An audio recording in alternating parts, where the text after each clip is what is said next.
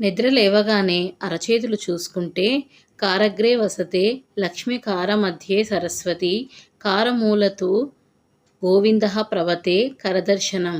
మన చేతి అగ్రభాగంలో లక్ష్మీదేవి, మధ్య భాగంలో సరస్వతి, మూలాలలో గోవిందుడు కొలువై ఉంటారట.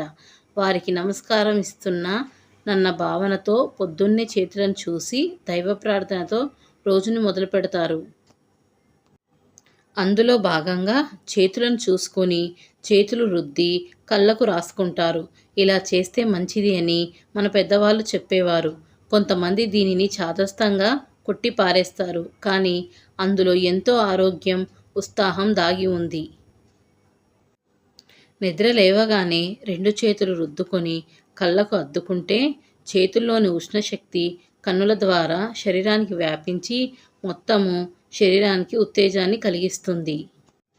సబ్స్క్రైబ్ చేయండి, లైక్ చేయండి, షేర్ చేయండి, కామెంట్ చేయండి.